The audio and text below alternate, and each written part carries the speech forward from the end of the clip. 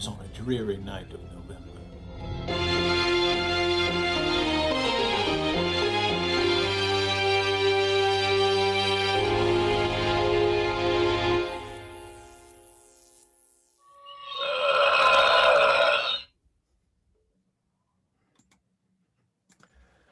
Welcome, Franken readers, to Sundays with Frankenstein.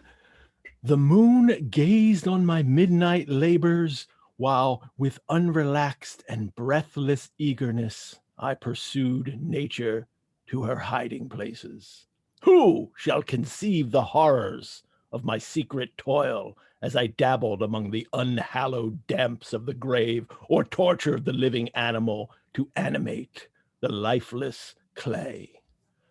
Moonlight gazers and midnight laborers, this is episode 3 of Sundays with Frankenstein. I am Edward G. Pettit of the Rosenbach in Philadelphia, and joining me today is 19th century science fiction scholar, all-around brilliant person, Dr. Anastasia Klimchinskaya. Welcome, Anastasia.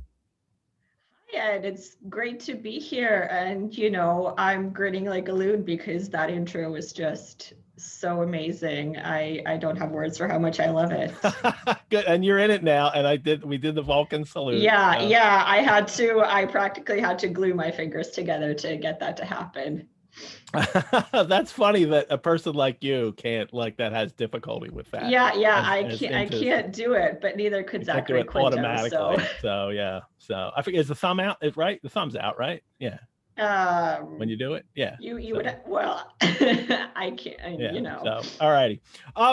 Some people don't know you today, so why don't you tell everyone a little bit about your interests in literature and culture and what you do?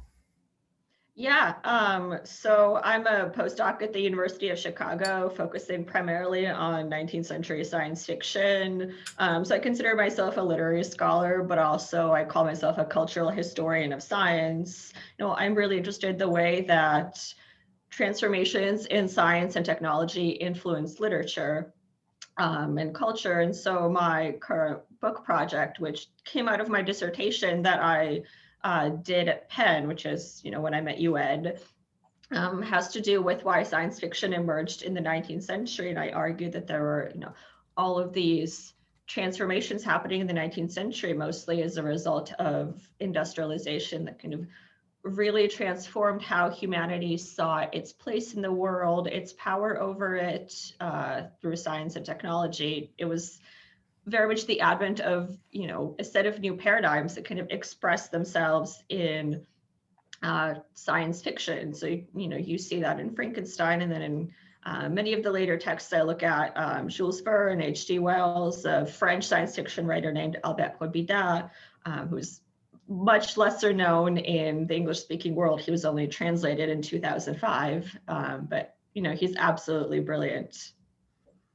I can't wait to talk about all this stuff. So, your expertise and your knowledge of the 19th century and these works will really, illuminate, I think, what we are doing. So I am real happy to have you here today. I mean, I knew you mainly from Sherlock Holmes stuff. That's how I first met you, through doing Sherlock Holmes. You had a Sherlock Holmes group, and I met you. So back at the time, I'd with a few friends, I had started a local Sherlockian local Philly Sherlockian group, and we met, every few months and had speakers.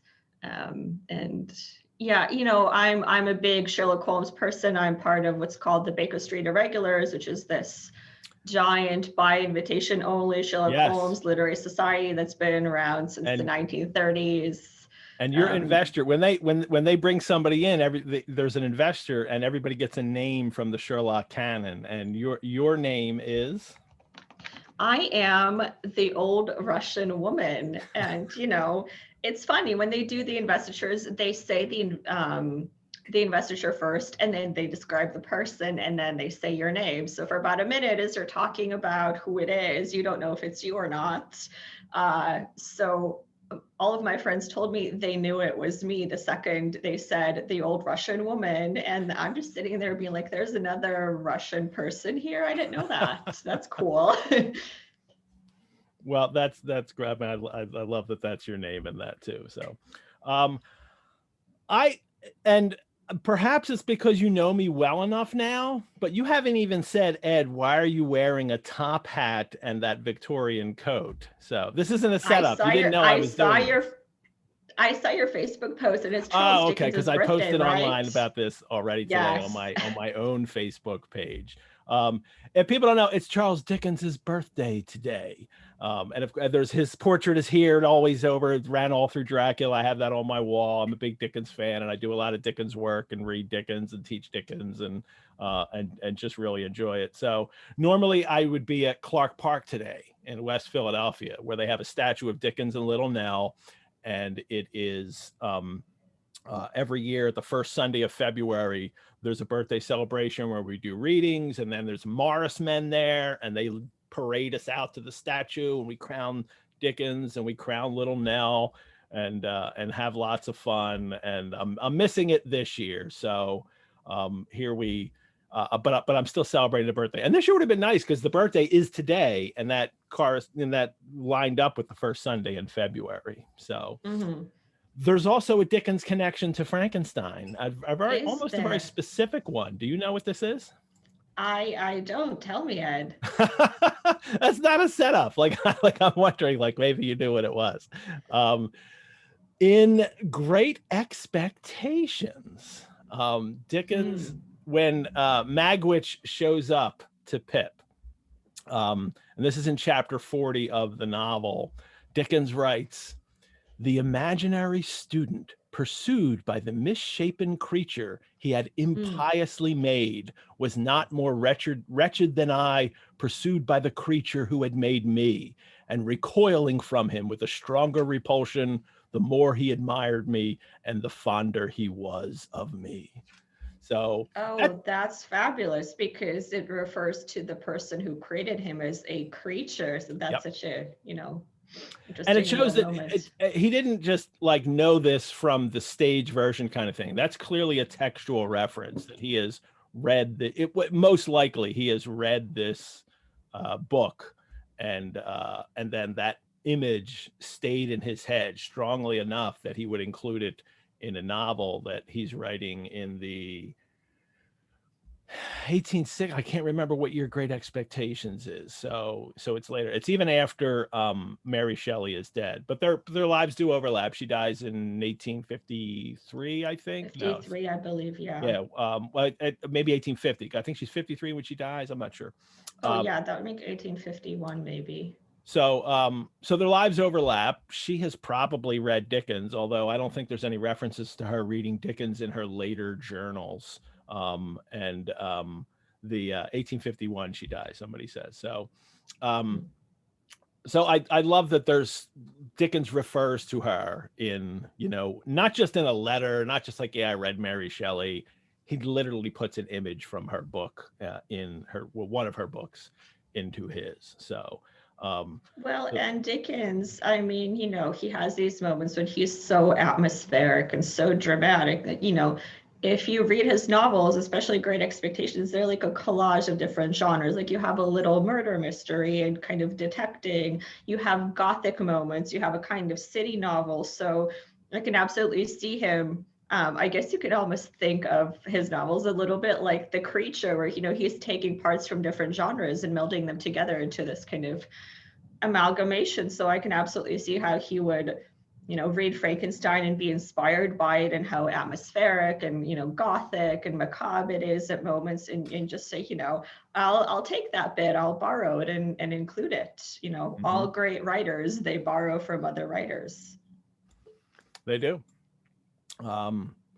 Wonderful. Well, I'm not gonna wear the top hat and the jacket. It's a little too warm to wear. I feel a little too bulky, so we will divest of the Dickensian costume. Nothing like taking off a coat while you're seated. Oh yeah. Doesn't usually work. So while you're doing that, I can share a tidbit, which is that my dad is actually in the audience right now, I believe, and his name is also Igor. I don't know if you know this, but his name is Igor. So we have two chat Igors today. We have a chat. Maybe my dad will Yeah, maybe my dad will make an appearance in the chat and say hi. Well, if he does, Igor, know that you should set your chat to panelists and attendees, or no one will see your messages. So looks like most people have set up for that today. Yeah. So are you drinking anything today for our show before we get started? I am drinking water because, you know, it's a little early in my circadian rhythm for corpse flower brandy. And you're earlier than me. Well, it's right around noon for you, right? So yeah. Yes, I am drinking this lovely thing from our cocktail sponsor for our show, Art in the Age in Philadelphia. And today's drink, which we unveiled online a couple days ago, is called Deathly Creation. And our chat Igor, I'm not sure who our chat Igor is. Here it is. Brianna is our chat Igor today. I think Andrew was also our chat Igor. Like, we had two chat Igors today competing, perhaps, because I don't know if Andrew knew that Brianna from the Rosenbach was going to be in there as well. So we're being overrun with Igors. We are. So so Brianna just put the recipe in the chat. If you're watching on Facebook, if you're watching the replay video, it's on our Sundays with Frankenstein Facebook group page. We also post the recipes on our webpage with the recorded video. And Deathly Creation, which I am drinking here and I absolutely love, contains House of Tamworth corpse flower brandy. Yes, you read it right. Corpse flower. It is absolutely delicious. And the recipe for this drink is an ounce and a half of corpse flower, honey syrup, which you could easily make equal parts honey and water, like half a cup of honey, half a cup of water, heat it up on the stove. And then when it's hot, you just take it off. You've got honey syrup and half an ounce of lemon juice. I just had a nice lemon wedge and I squeezed it in. It is fantastic. Well, you know, next week's show, I think, is on Valentine's Day, which I think would actually be the perfect day to drink some more corpse flower. It's very kind of Mary Shelley to do that. It is. And I was afraid that it was just going to be too weird. Yet with the corpse flower and this kind of funky, almost decayed smell, but it's really tasty. And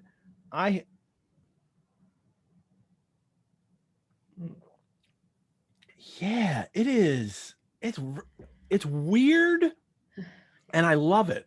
It is not a taste that I have had. It is perfect for this, obviously. You know, as for today's chat, this is a drink for Victor Frankenstein's workshop of filthy creation. So, but it is absolutely gorgeous, and I am so happy to have this. So, thanks to Art in the Age for their help in designing today's cocktail. You can buy these products at the Art in the Age website, and I encourage you to buy their products as well. So on with the show, because we're not just drinking here today. We are also talking about Frankenstein, and what we do every week is dissect, anatomize, dismember, and bring back to life this book by Mary Shelley, chapter by chapter, page by page, word by word, as we create our very own conversational annotation of the entire novel. So we have a rotating set of co-hosts. This week is Anastasia, and we'll have some special guests coming up soon. And every week we have a new drink. And in doing this, we at the Rosenbach ask you to support us, which you can do by a donation, or if you're not already a member, please join. We have some new members that joined this week. I'll read their names later during the mid-break. And the basic membership at the Rosenbach is even called the Mary Shelley level. So you can join and support us and be a Mary Shelley Rosenbach member. But right now, let's get rocking, Anastasia. So remember, if you're in the chat, to set it to all attendees, panelists and attendees, so everybody can read your chat. And if you have a question for Anastasia or I as we go through the chapter, put it in the Q&A tab if you're watching on Zoom. So, and if you're watching on Facebook, if you want to throw a question in the comments on Facebook, I can't see them as I'm doing the show, but I'm happy to go back and look at them and answer questions on Facebook after the show is over. So we have a couple of great questions already. So I know, so we're definitely going to hit them. So and we'll hit that one first. Actually, let's hit that one from Bruce first before we talk about the 1831 preface, because that's also what we're going to do today. We're not just going to do chapters 3 and 4 from the 1818 edition. We're going to talk about her 1831 introduction to the novel. But first, Bruce has a question that he says, welcome. I would be curious to hear whom you consider the absolute greatest of the 19th century horror and sci-fi writers. Can you pin it down to one? I mean, so are we putting horror and sci-fi into one category or two categories here? I mean, they're especially in the late 19th century with the kind of Victorian fin de siècle and all of that kind of existential dread. There's a lot of overlap, but I might say fantastic literature, because it seems to be a better term for the 19th century, because they don't quite have these genres codified as we do today. So yeah, I mean, I will say, one of the things that I have to address in my book, because I claim science fiction emerges in the 19th century, but the word didn't come into being until the 20th. So I had to do some theoretical legwork to say, so these texts I'm looking at are in fact science fiction, even though the term did not exist. I don't know that I can pin it down to one. I can maybe pin it down to like 3 or so. Oh goodness. I mean, I think, Frankenstein's an absolute masterpiece, which is why we're spending weeks dissecting it. My personal love that I grew up reading and that 2 chapters of my book are devoted to is Jules Verne, who I think has kind of been pigeonholed as this children's adventure story writer for a very long time. Crazy. But who, if you read his novels carefully, he's really interested in science and technology, not just for themselves, but the way that they, function as kind of forces within society, the way that they have transformative power within the social sphere. His novel about going to the moon, the entire world gets mobilized towards funding this project, popularizing this project, making it happen. The science and the technology never kind of exists in this silo away from society. And I think that that's so perceptive and, not something that I think enough critics have considered. And then, of course, if you look at the 1890s in England, such a rich moment in time. You have the picture of Dorian Gray, and you have Dracula, which I think are 2 of the great masterpieces of that moment in time. And then, well, Sherlock Holmes probably is not horror or science fiction most of the time, but is also just kind of not iconic. But I think if you want to use literature as a way to kind of put your finger on the pulse of kind of what was in the air at that moment in time, then Sherlock Holmes is literally all you need, in my opinion. He encapsulates so much of what the Victorians were concerned about and anxious about and interested in, and what they idealized and held up. And he deals with the fantastic as well, in ways that I guess kind of debunk it, but it's more, the Sherlock Holmes view of supernatural phenomena, like Hound of the Baskervilles, so that's the way he approaches it. Yeah, the world is big enough for us. No ghosts need apply. That's so. How does we need to talk about this a little bit now too, because Frankenstein is, for me too, and I agree with this, that Frankenstein kicks off what becomes, I think, science fiction. So it is, I think there are science fiction works of literature before then, but Frankenstein for me becomes the work that this is the kind of birth of, of a genre. And I think you agree somewhat. And I wonder if you had any comments on that.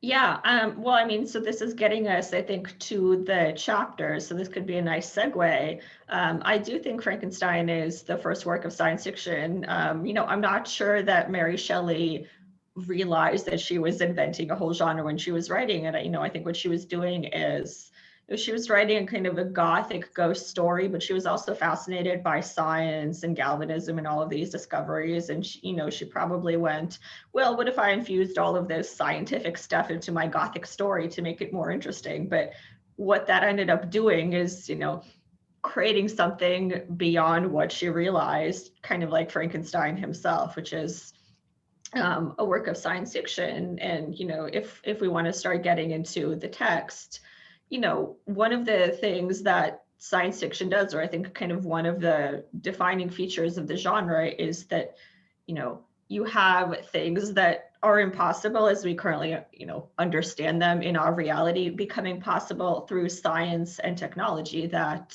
you know, previously might have been possible through magic or through divinity in fiction. So, you know, with Frankenstein, I think it was Mary last week who called it a secular creation story. And, you know, if you really sit down to think about it, what that means is that it's a human being who is, you know, taking the power of a god, who is doing something that had previously not been possible for human beings to do, which is, you know, bring a person to life, to create life.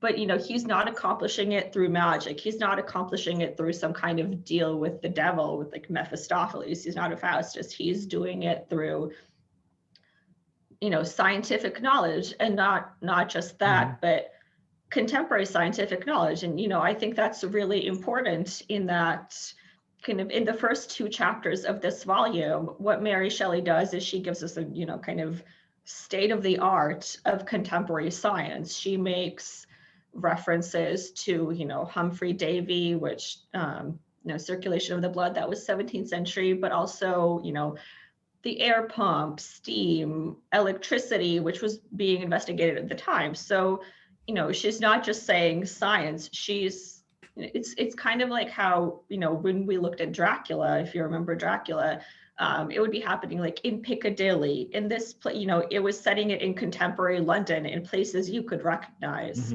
In the same way, she's setting this in the contemporary moment with scientific references you can recognize. I mean, I guess it's kind of how in our day, if I were to write like an equivalent, and I would say, well, you know, Frankenstein used a CRISPR technology, and then he used some machine learning and like created a human being. So I think she really wants us to understand that this impossibility is made possible through contemporary science, contemporary scientific knowledge. Let's talk about some of that before we get into, because last chapter we didn't talk about this, and I'm happy because I know that you know a lot about this.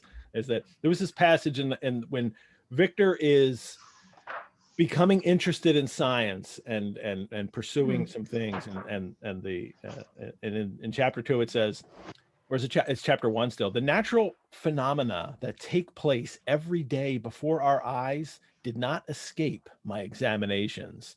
Distillation and the wonderful effects of steam, processes of which my favorite authors were utterly ignorant, excited my astonishment. But my utmost wonder was engaged by some experiments on an air pump, which I saw employed by a gentleman whom we were in the habit of visiting. So it's the air pump, and then it's specifically what an image I'll share with everybody now we could talk about is Joseph Wright's painting from 1768 called An Experiment on a Bird in the Air Pump. Well, actually, can I share it just so I can use my cursor to absolutely. I forgot about that. Do you have it, or did I send it to you? I have. I mean, it's on Wikipedia. Very easy to find. That's so right. Yeah, I'm gonna. So you share that, and we'll talk about it. Yes. So what you see here is an air pump, which was this technology used by a scientist named Robert Boyle in the 17th century, and you know, I'll talk about him in a bit. But I kind of want to explain what the air pump is, how it works.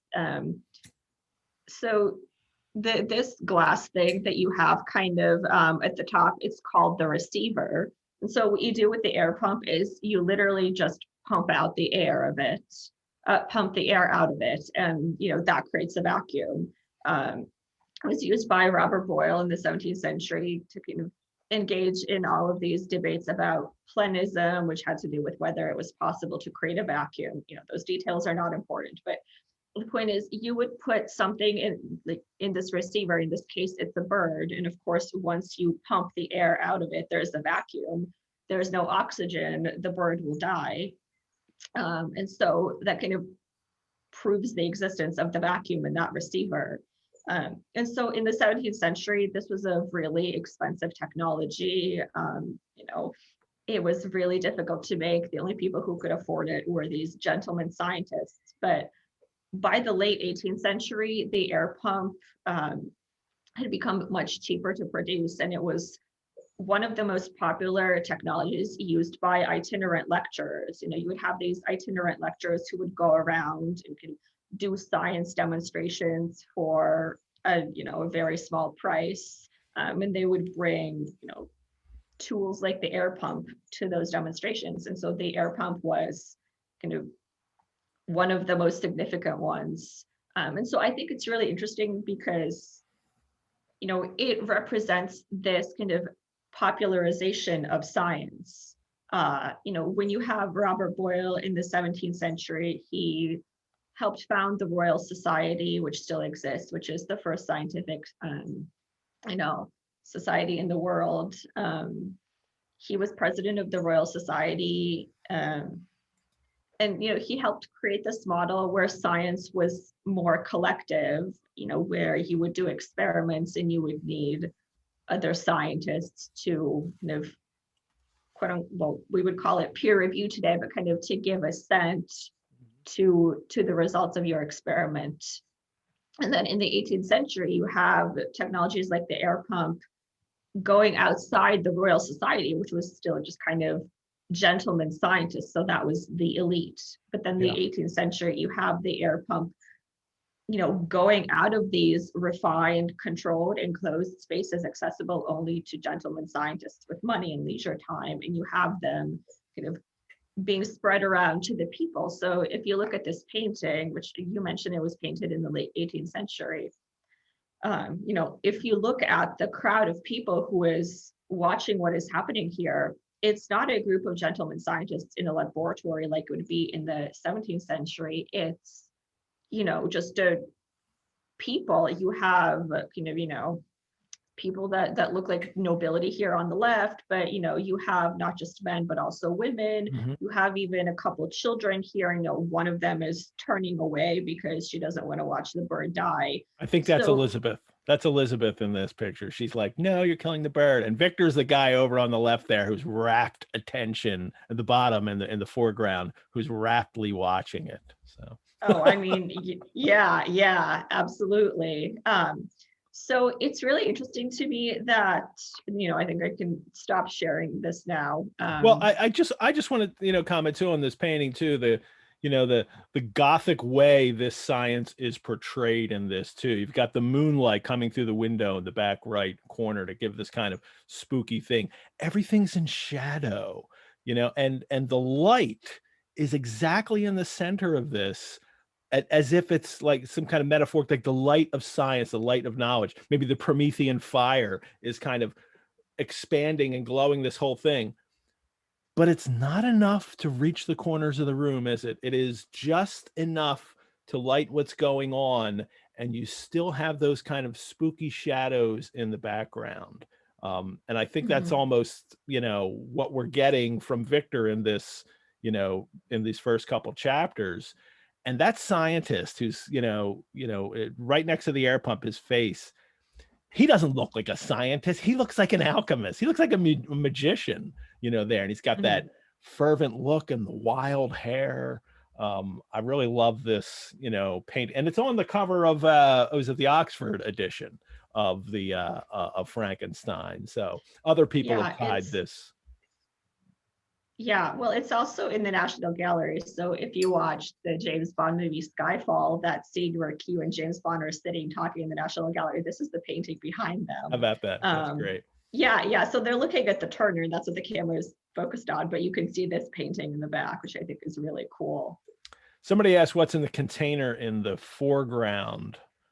Oh, that I'm not looks like sure. A heart, it looks, doesn't it? Yeah. I mean, honestly, I think he put that there so that he can kind of hide the light of the candle itself and have the light be a little more dispersed. But yeah, it looks like some kind of organ. It looks like an organ in a jar and floating in liquid, and it could be a heart, but so I love that. All right, why don't we?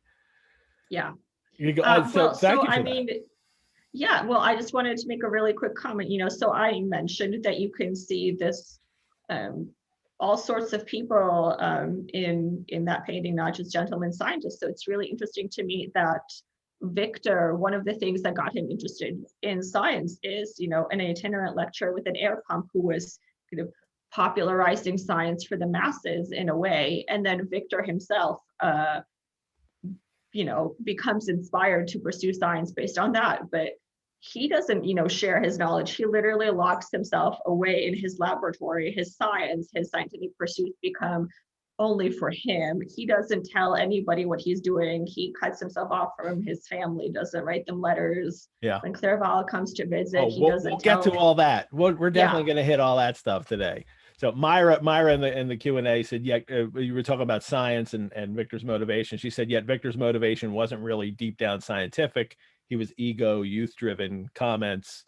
Myra, we're going to talk about that today. We're definitely going to, because there are moments in this chapter that kind of really speak to Victor's motivations as to what he is doing. So let's get this 1831 preface. That we're using as our base text for this, series, the 1818 edition, the very first edition of the novel, which also differs a bit from the manuscript as well. And we'll see a key moment where it differs from the manuscript today as well. It's right when the creature is first created. But in 1831, so this is 13 years after her novel has been first published, Bentley series gets to put out in their standard novel series, and she decides to revise the text. And we've talked about some of the revisions, which are heavy in the first couple chapters, but continue throughout the novel in ways. But she also wrote a new introduction for it, and it is. It starts out very formally. The publishers of the standard novels, in selecting Frankenstein for one of their series, expressed a wish that I should furnish them with some account of the origin of the story. So she goes on to start to explain it. She talks a little bit about herself in the beginning too, and this line in the second paragraph of that starts that it is not singular that, as the daughter of two persons of distinguished literary celebrity, I should very early in life have thought of writing. And that rings so true with everything we know about her in her early life, and how everyone saw her, Percy and Byron and anyone that met her saw her as, you're the daughter of William Godwin and Mary Wollstonecraft. You must be a genius, and we can't wait to see what you write. And she always had this, it was also a pressure, but also this, drive to be a writer and contribute to literature and ideas like her parents did. Yeah, no pressure. I come from an academic family. I'm like the third woman in my family, kind of in line to have gotten a PhD. So I can relate a little to that pressure. So very, very honest little, part of that I like that she brings that out too. But then a little later, she starts talking about the summer, the 1816, the year without a summer. In the summer of 1816, we visited Switzerland and became the neighbors of Lord Byron. And then she writes, but it proved a wet, ungenial summer, and incessant rain often confined us for days to the house. Some volumes of ghost stories translated from German into French fell into our hands. And she describes a couple of the stories, and this is Phantasmagoriana. We've talked about this a little bit, this collection of, and it was French stories that had been, or German stories that had been translated into French. They were reading them aloud to each other. And then she has here, we will each write a ghost story, said Lord Byron. And his proposition was acceded to. There were 4 of us. Well, there weren't 4 of them, were there? There was 5 of them, at least for that period of time when she's writing about. But it's Byron and his doctor and traveling companion, John Polidori, and Percy and Mary's stepsister, Claire Claremont. She leaves Claire out of this. I mean, they didn't have the greatest relationship through their life, although it's interesting, about a year before Bentley asked this, I think in 1829, Claire is living with Mary once again for a period of time. So it's not as if, she didn't see her after their first several years together. They continued, to be with each other through the rest of their life periodically. But Mary leaves her out of this account, and this account is pretty accurate notwithstanding, there's a couple other moments in it that I think that we only have one other account, and we have Polidori's own account of it. And some of the things line up really well. Byron asking for the ghost story that they were reading, so I think because we have two first account witnesses to this, we can know that this happened, and it's not just her thinking back 13 years ago what happened, that this is pretty accurate. Poor Polidori had some terrible idea about a skull-headed lady, poor Polidori. Poor Polidori, because people are still making fun of him. And he's dead. He's dead. Well, they're all dead. That's interesting to know too, that they're all, well, Claire's not. Claire outlives everyone. Claire lives till, I don't know, like almost 90 or something. But Byron has died, Percy has died, Polidori has died. And they all, Byron, I think, died tragically fighting in the Greek Revolution at the time. Yeah. And they but Polidori's here, and then she writes, I busied myself to think of a story to rival those which had excited us to this task, one which would speak to the mysterious fears of our nature and awaking thrilling horror, one to make the reader dread to look around, to curdle the blood and quicken the beatings of the heart. If I did not accomplish these things, my ghost story would be unworthy of its name. I thought and pondered vainly. So she's having trouble at first, but she's pulling out all the stops here, right? This is like, she's using all this, Gothic language to I'm writing a scary story, everybody. And it's, go ahead. It's interesting how the way she describes her kind of moment of creation is so similar to Frankenstein's kind of moment of creation.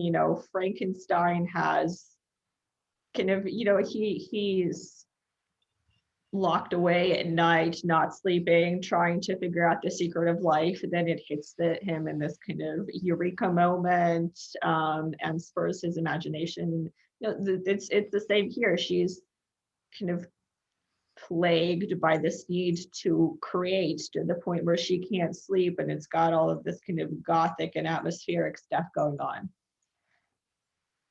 Yeah. But she also goes on to talk about their conversations, the conversations between Lord Byron and Shelley, to which I was a devout but nearly silent listener. I'm not imagining Mary Shelley as a silent listener, knowing how engaged she was in science, and with Percy always. I cannot picture her as almost kind of like a wallflower, kind of person being off on the side, just listening to these, people talk about it. And there's also the instance too, in Polidori's diary, it's Polidori and Shelley talking about this stuff, not Byron. So we're not quite sure, but clearly they were all talking about science. And Mary absolutely has to be engaged in this. I mean, I just cannot imagine she's not engaged in it, knowing who she was, what she read from her letters, from her journals, that she was likely involved in this conversation. Although she does have this weird mistake in this famous mistake, talking about Dr. Darwin, who preserved a piece of vermicelli in a glass case till by some extraordinary means it began to move with voluntary motion. It was not pasta, people. There was no vermicelli spaghetti in the, in a glass case. That's just a mistake for the word vorticella, which is a tiny protozoa. But it's a famous mistake to call it vermicelli. So as if she made pasta. I'm waiting for the spaghetti monster jokes. Yeah. So, but that's what she had there. And then she talks about a corpse being reanimated, galvanism in this. And then she describes the moment where she comes up with the idea, and that it's a waking dream that she has at night. She can't sleep. Well, and before we get to that really quickly, I mentioned earlier how, Mary is very much setting this in the context of contemporary science, through references that Frankenstein and Waldman make to what is happening. And she's doing this again here, she's talking, or she's saying, various philosophical doctrines were discussed, and among there's the nature of the principle of life, and whether there was any probability of its ever being discovered and communicated. They talk of the experiments of Dr. Darwin, Erasmus Darwin, who is also mentioned in the preface that Percy Shelley wrote. According to Dr. Darwin, some of these things are of not impossible occurrence. So again, she's making very concrete references to the kind of science of the day that was happening. All of these investigations with galvanism into the principle of life, and saying, my story is set very concretely in this very contemporary scientific context. This is not happening in like medieval wherever, or like Renaissance Italy, where Faust is a magician and summoning the devil. She's setting this in the contemporary moment with, what scientists at that period were investigating. Mm-hmm. And it's not, even though she's using all the language of the supernatural Gothic, that's not what's going on. And Yeah. Much like that painting uses the kind of Gothic language of composition, but it's still about a real material scientific pursuit. Yeah, I mean, it's rationalizing the supernatural, or the magical, the impossible, which I think Mary and Lauren have probably talked about this, or will talk about this. Anne Radcliffe, and the way that her Gothic novels always explained the supernatural as having a rational explanation at the end of the story. I mean, that's what's happening here. You have something very Gothic, something very seemingly supernatural, a corpse coming back to life being created. You're traversing the boundaries between life and death, but it's not happening through magic. It's happening through, it's implied, electricity and scientific investigations into, anatomy and medical science. Let me also say, if you're watching this video on the replay or on Facebook, the comments when you watch it live on Zoom are so fantastic. There have been a stream of pasta jokes now that are absolutely worth worth reading. So, and Elizabeth G just said that he created him. He created made his creature al dente. So yeah, you guys are just, I love. We have almost 200 again today. So we have over 180 people, almost 190 people watching the show live. So that is really great to have these kinds of numbers for this. She talks about her dream, or her waking dream. She goes to bed, but she can't sleep.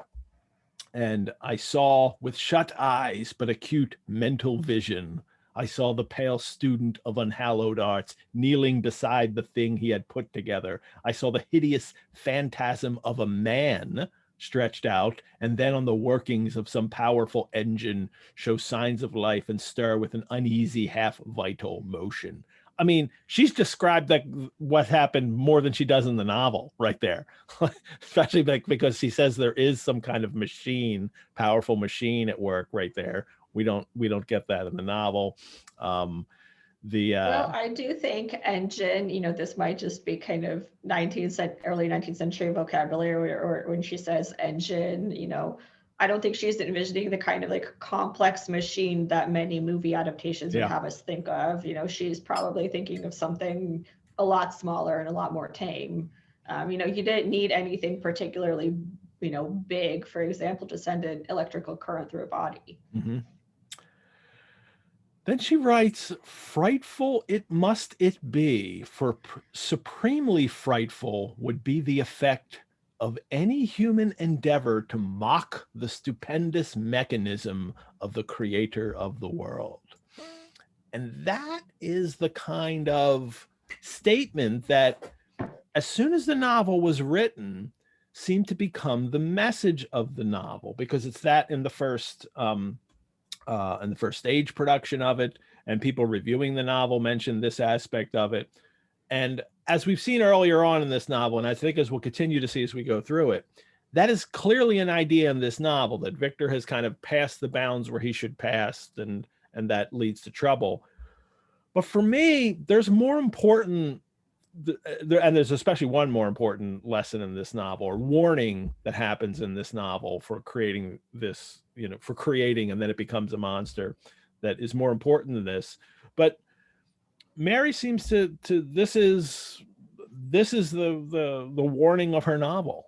As all monster stories have a warning, you know, this is the monsters are like meaning machines, and they all have a warning for us, and it's usually tied to our anxieties over a particular thing in our culture when this, you know, particular monster is created in fiction, and this one here is clearly the number one popular conception of the novel, and it comes back to Mary too, because she's also propagating it as well. Although I think that her 1818 text has, you know, other things as well that we can look at.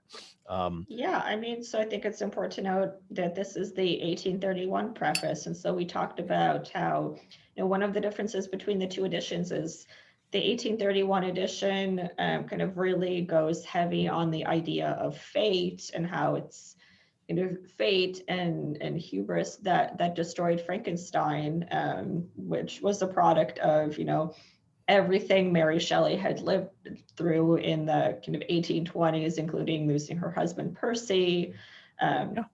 But it, you know, the 1818 edition, I think, is a lot more ambiguous in terms of kind of what Frankenstein did wrong, and I think there's a very compelling reading of how, you know, his fault is not that he's creating life, but rather that he will not take responsibility for that life once he's created it, you know. And if we want to put it in modern terms, he's not being a responsible scientist, but, you know, he's also not being a responsible human being with an understanding of what he owes to other beings in the world. Mm-hmm. And the beings very close to him in life, his family and friends that he you know, doesn't take, who he isolates himself from. So Mary's also in a point in her life here. It's 1831. She has been working, you know, extraordinarily hard as, you know, support herself as a writer, to convince Percy, her son. She has one son that has survived now, Percy, and to convince his grandfather, Percy Shelley's father, to support his son or his grandson, which he does over time. But it's always this fraught relationship where she has to prove through the rest of her life, or the rest of her, you know, father-in-law's life, that she is a respectable person and can write things that won't embarrass the Shelley name and won't, you know, cast, you know, her son in a bad light in society. So she's always got to go through this. And whenever I hear her talking about, you know, things like offending God, or and that's a bad thing, and something like this, is I also have to wonder if she's not having to play this game that I have to look respectable for society, or have all the losses in her life and all the hardships she's been through brought her to, you know, a conception of understanding spirituality that she didn't have when she was earlier in her life. So, but she has another great line towards the end here. And now once again, I bid my hideous progeny go forth and prosper, which it certainly has. So, Indeed. Lots of adaptations in her own lifetime, and have continued up till today. She also, at the very end of this, writes, I will add but one word as to the alterations I have made, like the editing she's done in this. They are principally those of style. I have changed no portion of the story, nor introduced any new ideas or circumstances. Nuh-uh, you absolutely did. You even changed the whole backstory of Elizabeth. So you have changed a portion of the story. So that line there alone just really jumps out at me. And I think that, like, you're not telling the truth even about the alterations that you made. So I do have to wonder about everything, the unreliability of her presentation of what this novel is supposed to be in this 1831 introduction. Yeah, well, I mean, you know, there's a lot of factors, like you said, kind of her worrying about self-presentation, I think her increased pessimism after everything she's been through, and also just kind of the way that grief can rewrite your memory in a lot of ways. And I think that, you know, accounts for some of the inconsistencies in the preface here. Well, we need to move on to the chapters for today, but I really wanted to make sure that we hit that 31 introduction, which is so influential in the way this novel has been read, and the whole literary history idea, where we get the author's account of that summer of 1816 and how she came up with this idea. So last week we had Victor's idyllic childhood and his attraction to alchemy, his decision to go to school. He was going to study science, and then his mother dies, and then he puts it off a little. But then he goes to school and he meets the two main professors, Kremp and Waldman, and it's Waldman who he really has an attachment to in that. And so in chapter 3, we get Victor begins his obsessive study, is what it is, in school. And let's look at chapter 3 right from the start. From this day, natural philosophy, and particularly chemistry, in the most comprehensive sense of the term, became nearly my sole occupation. He talks about Kremp. He talks about Waldman, how he likes Waldman more because he's not as dogmatic. And then the more I entered into the science, the more, this is the end of the first paragraph, the more I fully entered into the science, the more exclusively I pursued it for its own sake. And he right away goes into this mode where you've done all the grad school and all that work, like where you almost, you have to go into your bubble to get all your work done. But if you only stay there, you are not living your life, and there's going to be trouble in the future, right? I'm not saying that doesn't happen to you. And also, like, Victor is an undergrad here, I think, as far as we know. Like, he's not in graduate, like, he's an undergrad who doesn't go to class for 2 years and instead locks himself up in his laboratory, which, I mean, where does he get his own laboratory? Does he just kind of have? He has it in his rooms, apparently, and I think it's the way it's described in a novel. It's the upper quarters of where he's living. He's created into a laboratory, and we'll definitely get a look at that in a little bit. But it's right. It's 2 years have passed. He says 2 years passed in this manner, which I paid no visit to Geneva, where he lived, where his family is, but was engaged heart and soul in the pursuit of some discoveries which I hope to make. I mean, you know, when I was an undergrad, if I didn't call my parents for a week in college, they got upset. He's just going for 2 months here, or excuse me, 2 years.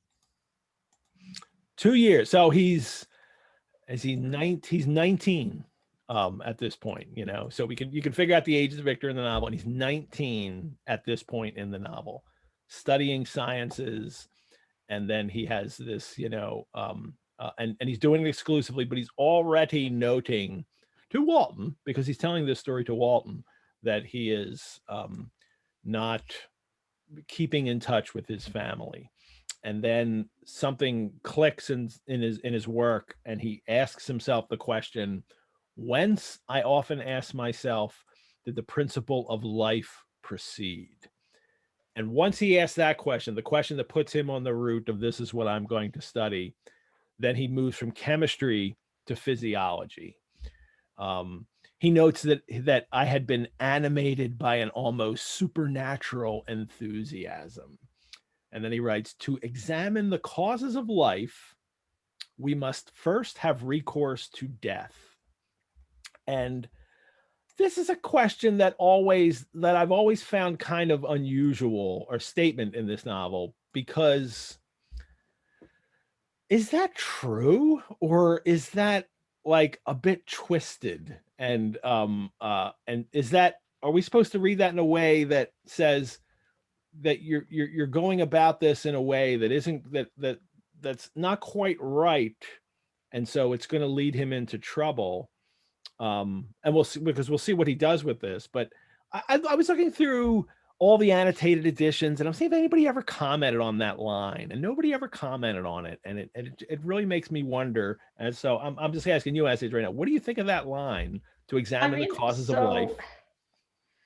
So that's interesting, because I mean, I think, not to harp on about this, but I do think it takes us back to Galvin. Well, first of all, it reminds me of that wonderful quote, you know, if you want to take a cat apart to see how it works, all you have is a not working cat. So it is kind of funny to me that you're working with dead bodies to figure out life. But again, to go back to galvanism, I don't know if we should explain for our viewers what galvanism is, but I mean, it's basically the practice of sending electrical currents through a dead body to make it move, which was, something discovered by a man named Galvani in the 18th century, hence galvanism. He sent electrical currents through a frog and its legs would twitch.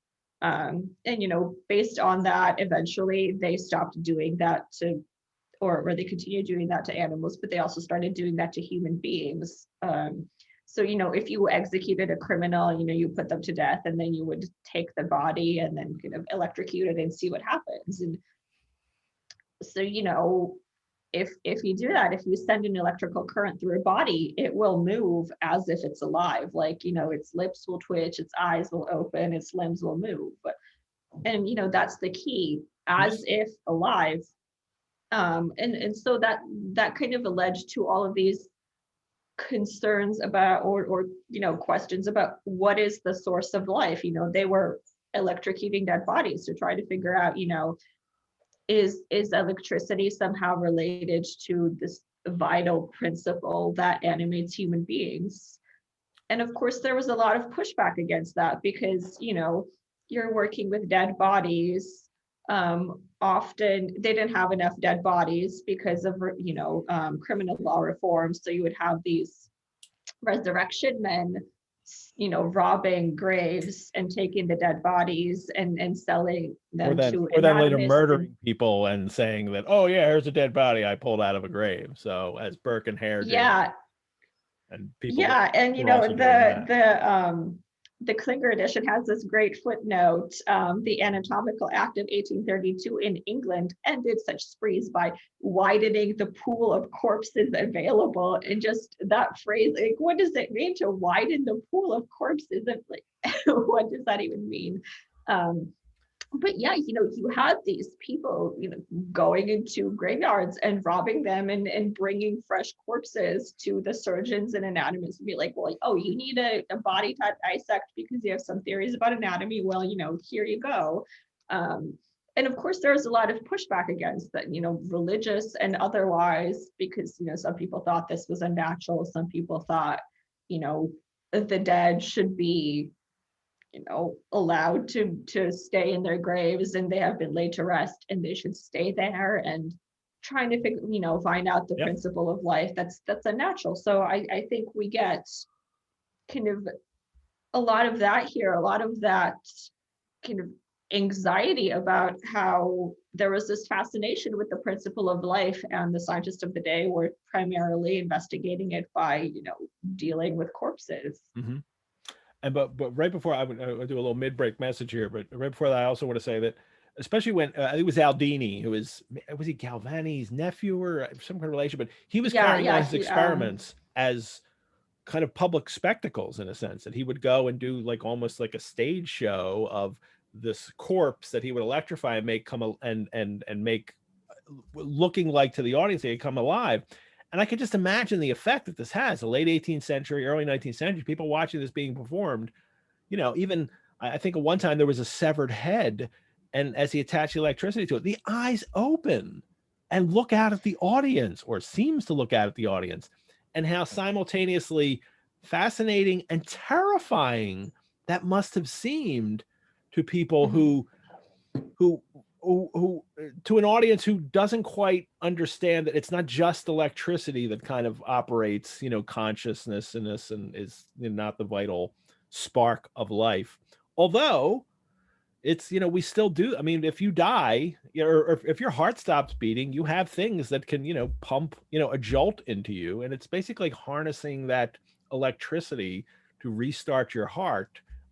There are ways that we have adapted this kind of, technology that's being done here at the time into, the way we treat diseases, or the way we treat illness, or the way we would treat someone who died. I mean, or, even if somebody's heart stops and you kind of, jolt them, you try to electrically jolt them back to life. But also in terms of the spectacle, you have to understand that kind of the spectacles that Aldini was doing. He was also doing these on the corpses of criminals who had been executed, and executions were already a public spectacle. This was already something people went to see in the first place, and it was already kind of exciting and macabre. And then you add on top of that, that it's these corpses of these criminals who have been put to death, who are the ones being electrocuted and unnaturally brought, seemingly like made to move as if they're alive.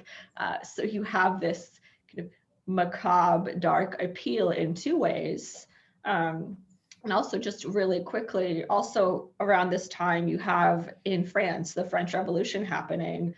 They're guillotining a lot of people. They're chopping their heads off. And one of the things they notice is if you cut someone's head off with a guillotine, the head sometimes will move a little, like its lips will twitch, its eyes will open, the facial muscles will twitch. So they notice some of the same phenomena as with Galvanism. And so in France, you also have this whole strain of literature, including a really great anthology by Alexandre Dumas called The 1001 Phantoms, where there's this concern of, does something vital remain in the head after you guillotine it? So this was an interest and a concern kind of all over the continent. All righty. I'm on my second deathly creation here, everybody. So it is absolutely delicious, this corpse flower. I'm loving it. Well, let's take a mid-break just for a message that we bring Sundays with Frankenstein to you for free, just as we did with Sundays with Dracula last year. So if you would like to donate to the Rosenbach, and you can do so at our website, then please do so. But why not become a member? Because members of the Rosenbach get free and exclusive access to some of our programs, plus 10% off any of our reading courses. And I'm going to talk about some of the reading courses coming up in a moment today, and 50% off any other Rosenbach programs. And did you know that the basic membership level of the Rosenbach is actually called the Mary Shelley level? So what could be more perfect for you Franken readers to join the Rosenbach at the Mary Shelley level and help us bring the books and manuscripts in our collections to life?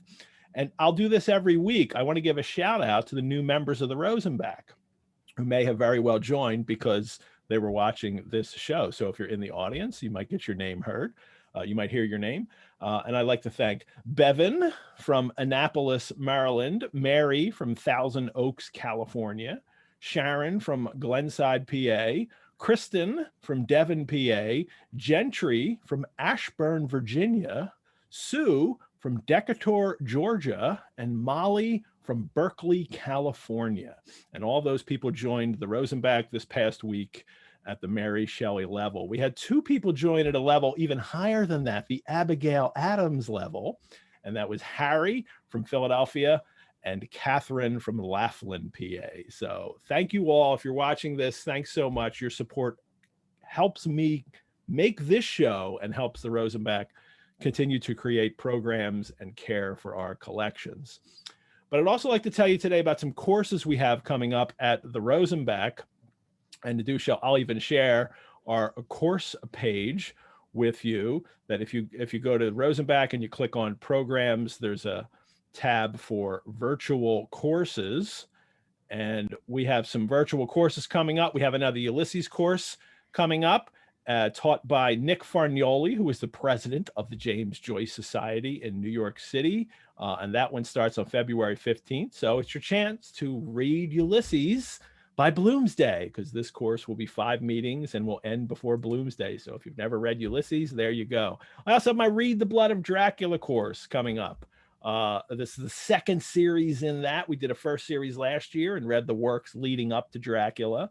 And this time it's a course on that will start with Dracula's Guest by Bram Stoker, the short story that was kind of excised from the opening of the novel and then published after his death as a separate short story. And then we're going to move on in this course to 20th century works that come after Dracula. We're going to do I Am Legend by Richard Matheson. We're going to do Fledgling by Octavia Butler. And then we're going to do The Historian by Elizabeth Kostova. And with this course, you can sign up for one session, like, oh, I want to go to the Octavia Butler one. You can just sign up for that, or you can sign up for all 4. We have a course on Anthony Powell's Dance to the Music of Time with Wesley Stace. I'm very excited for this, especially because you can see all the dates there. It is an entire year, once a month, every novel in that Dance to the Music of Time series. You're going to do with Wesley Stace, who is absolutely brilliant. He's doing a David Copperfield course with us right now, which I absolutely love. He's a musician who was known as John Wesley Harding for a lot of years, and publishes novels under his own name as Wesley Stace. This is going to be a fantastic course, and this one you can sign up for the whole course, or you can sign up for it seasonally, because Dance to the Music of Time is the novels are broken up into seasonal installments. There's spring, summer, winter, and fall. So we've broken up the course that too. So you can sign up for the spring sessions, the summer. If you do them individually like that, it will cost you more money than if you sign up for the whole course at once. I think it's $100 off you get if you sign up for the entire course at once. So there's a course on Zora Neale Hurston and an introduction to African-American folklore that is happening, taught by Norlisha Crawford, who I absolutely love, and I'm so happy she's teaching a course. And we have an Oscar Wilde course called Why We're Still Wild About Oscar, being taught by Dr. Margaret Stetz from the University of Delaware. That is going to be very exciting. And I think there's one more course right now still on the calendar on writing Irish women, taught by Sive Walsh, who is an Irish journalist living in New York City, reading four novels written by, three of them very contemporary Irish women novelists, like Normal People by Sally Rooney. So lots of fun things. I have to say, I'm very excited for the Oscar Wilde course. Margaret Stats, she's brilliant. I've heard her give talks on Oscar Wilde.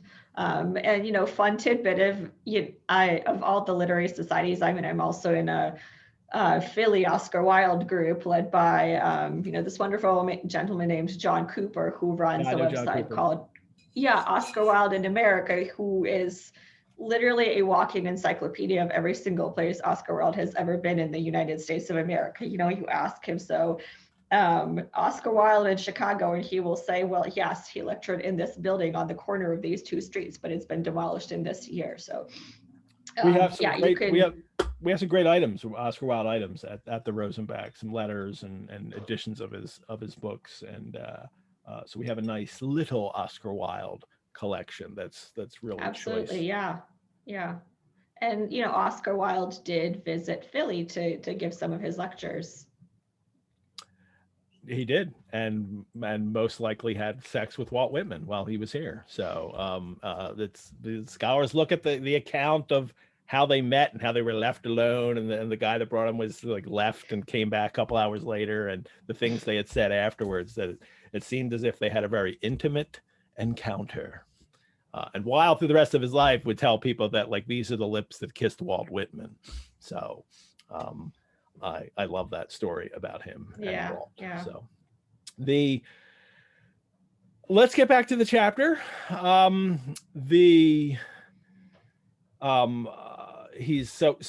we left with, he's talking about recourse to death. And this kind of becomes, or to examine the causes of life, we must first have recourse to death. So this means he needs to go and explore. He says, I was led to examine the cause and progress of this decay of life, and forced to spend days and nights in vaults and charnel houses. And then at one point he says, a light broke in upon me, a light so brilliant and wondrous, yet so simple, that while I became dizzy with the immensity of the prospect which it illustrated, I was surprised that among so many men of genius who had directed their inquiries towards the same science, that I should be reserved to discover so astonishing a secret. He's 19 years old. And he has discovered the secret of life. I mean, this is a novel written by an 18-year-old. Mary Shelley's 18 years old when she's writing this novel, and she is not afraid to. It's not daunting for her to think that, like, sure, someone our age could achieve something absolutely magnificent like this. But when you're 19, you kind of feel like you can do anything. I recall that well. But Victor could, like, apparently he could in this novel. That she makes that a reality for her character. And he Although when you're 19, your brain has not really properly kind of developed its sense of like risk versus reward and all of these other kinds of ways of thinking about consequences, which accounts, I think, for a lot of the novel. She says, or he says, after days and nights of incredible labor, I became myself capable of bestowing animation upon lifeless matter. So it's worked. His experiments are working. And then, and I love this a lot, after so much time spent in painful labor, so much time, dude, it's like 2 years. Like, you've been studying for 2 years and you've come up with this. So it's not so much time spent in painful labor. It is. Well, I mean, you know, that kind of reads almost, that phrase sounds like he's talking about giving birth, which, you know, knowing about the labor, Mary's kind of you know, the children that she had lost, and the fact that she was writing this novel while pregnant after having already lost children, you know, it kind of makes me think whether she's kind of imbuing those phrases with that meaning. That's a great, I mean, that's even if she's not intentionally saying that, that's clearly something coming out of our brain, because she is writing a novel about somebody conceiving and creating. The novel itself, we know that pretty much from the time she starts writing Frankenstein to when she finishes it, and we have her journals to know when it was finished, was actually 9 months. It was like a 9-month process. While she was writing it, she was pregnant and had a child. So it is, or she has a child before, and then she's pregnant during it and has another child after. And it's all wrapped up in her life. And, you know, it's, Absolutely. you're right. It's fascinating she uses that phrase, labor. That, I wonder, well, and also, is that a term used for women at the time? Something we'll have to look up. labor. Yeah, that we would have to check. But certainly I think from our mindset, it sounds an awful lot like it. But also, you know, his phrase bestowing animation, and you know, he uses this word animation many times. And you know, I think Frankenstein is one of those novels where you really have to pay attention to the language. You really have to pay attention to the word choice, the word choice. All the words are pregnant with meaning. Sorry, like pun not intentional. But, oh no, you know, intentional. the word, definitely intentional. yeah, so the word animation comes from the Latin anima, which means soul. So, you know, what he's talking about is literally kind of to breathe life into something, to ensoul something in this kind of godlike way, because, you know, in religion and mythology, it's kind of, it's God that creates human beings, and that, you know, not just kind of like sculpts them out of clay or whatever, but also bestows them with a soul. And, you know, he's saying, I literally have this kind of godly power of giving somebody, you know, being and consciousness and soul in a way that a god might, but again, through science, not through some kind of like divinity or godhood, but through galvanism and digging up corpses and anatomy and scientific study. And it's a Promethean endeavor. Like, you know, I mean, this novel is the modern Prometheus, and Promethean, you know, is not just giving fire to humankind, but also creating people in some of the stories about Prometheus that Mary would have been very familiar with. So it's the Promethean endeavor, this bestowing animation on people. He goes on to say, I hesitated a long time. Again, he didn't. He's really doing all this at this extraordinary rate of speed for someone who is discovered and is learning something. And he has to prepare a frame for the reception of it, for the animation, with all its intricacies of fibers, muscles, and veins. And he decides that it needs to make a being of a gigantic stature, that is to say, about 8 feet in height and proportionably large. So this is why the monster, the creature, the thing that he creates is so large because his reasoning is it has to be. Now he doesn't explain exactly why, but Mary Shelley's also, supplying some kind of, reasons for the science or the process by which this is happening. Mm-hmm. And then he's just raving. Like no one can conceive the variety of feelings which bore me onwards like a hurricane in the first and excuse me, enthusiasm of success. I can't even do it. A new species would bless me as its creator and source. Many happy and excellent natures would owe their being to me. So he's calm down, Victor. Yeah, he's like, not just I'm bringing people back to life, or they're like, I'm creating a new species here by doing this. This is really the kind of hubristic side of Victor, that it's gone beyond I'm just helping people to I'm creating a new species. So and I mean, I think another really interesting thing to note is, he says kind of he has this eureka moment and he figures out the principle of life. He figures out whence life comes from, but it doesn't follow from that based on that knowledge, he actually has to create life. Like if he's interested in knowledge for his own sake, which he says he is, then well, knowledge for its own sake is okay. He knows what the principle of life is, great. But no, he's going further than that. He's actually creating life. So, and that's also really interesting to me because that makes him very much a modern scientist.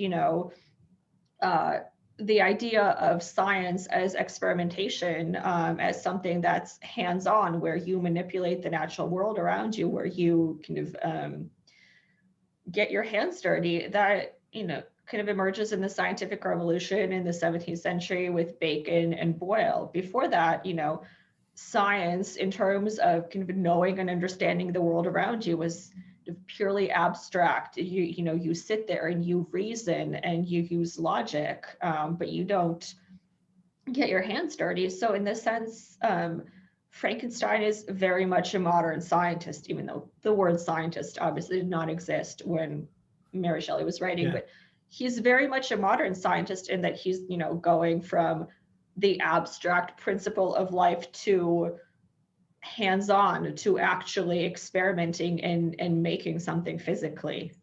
Kristen has a very interesting question that ties in with that here. She just asked that, do you think there's an implication that Victor is successful because of his background in both alchemy and chemistry anatomy? I think you almost just answered that now, but the second part here is, how does she asks, how does this tie into the Enlightenment, and perhaps push back against it? Like, is the way Victor's approaching this very modern scientifically, but the way Mary Shelley portrays him, is this a criticism of the way science operates at the time? I mean, so Enlightenment is a really broad term. So, I think we might need a little bit more specificity there. I mean, if you think about the Enlightenment as kind of the pursuit of knowledge and the kind of holding up of reason, as and the Enlightenment is often called, the age of reason, not just the age of light. A lot of literary scholars read the early 19th century Romantic literature in England and France as a reaction against the Enlightenment, because you have this entire century that's based on kind of reason and knowledge and all of this political philosophy about how to create a good society with good human beings. And then it ends in the horrors of the French Revolution. So insofar as the French Revolution is seen as the culmination of all of this kind of ideals of reason and political philosophy, it's seen as a failure in many ways. And so then you have kind of early 19th century Romantic literature really rejecting reason and embracing emotion and spirituality and inspiration as kind of an alternative to reason, which they saw as having failed because of the French Revolution. So I think maybe You know, you have some of this anxiety and malaise in Mary Shelley's work as well, where there's a lot of kind of anxiety about reason and about the intellect and about kind of its role and what it's capable of if it's not tempered by sort of human bonds and emotion and connection and affection and empathy and all of these things. She's not the only romantic artist to do this, to kind of take that Enlightenment idea of the kind of reason in which it's like the clockwork mechanism that is the universe that the enlightened Simons start to figure out, and these were these writers, Byron, Prometheus, others are kind of thinking like, no, what about, like, they're trying to put Prometheus back into it. But it's interesting that they don't react in a way that, let's put God, the God of established religions that's in our country, back into it, because they're also symbols of authority and oppression in their lives, they feel. So they harken back to an idea like Prometheus or Milton's Paradise Lost and Lucifer in that poem.